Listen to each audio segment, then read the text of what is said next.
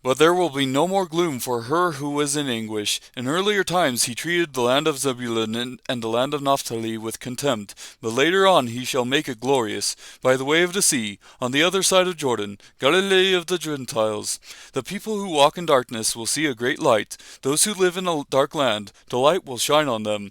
You shall multiply the nation, you shall increase their gladness. They will be glad in your presence as with the gladness of harvest, as men rejoice when they divide the spoil. For you shall break the yoke of their burden and the staff on their shoulders, the rod of their oppressor, as at the battle of Midian. For every boot of the booted warrior in the battle tumult, and cloak rolled in blood, will be for burning, fuel for the fire. For a child will be born to us, a son will be given to us, and the government will rest on his shoulders, and his name will be called Wonderful Counselor, Mighty God, Eternal Father, Prince of Peace. There will be no end to the increase of his government or of peace, on the throne of David and over his kingdom, to establish it and to uphold it with justice and righteousness from then on and forevermore. The zeal of the Lord of hosts will accomplish this.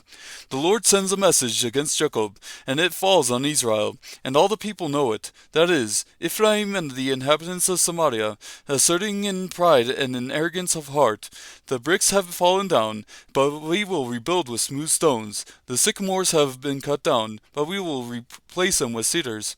Therefore the Lord raises against them adversaries from Rezin, and spurs their enemies on, the Arameans on the east and the Philistines on the west, and they devour Israel with gaping jaws. In spite of all this, his anger does not turn away, and his hand is still stretched out.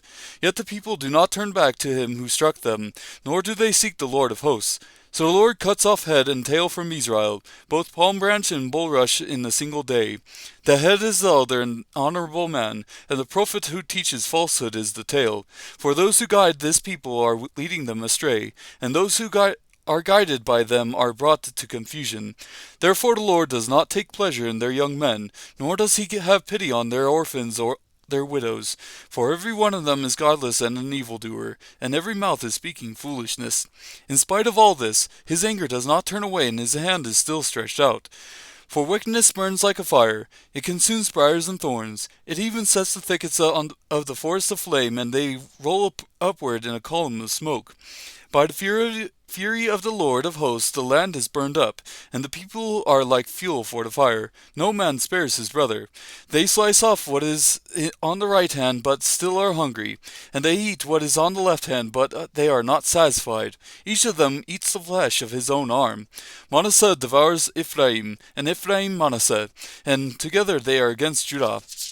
In spite of all this, his anger does not turn away, and his hand is still stretched out.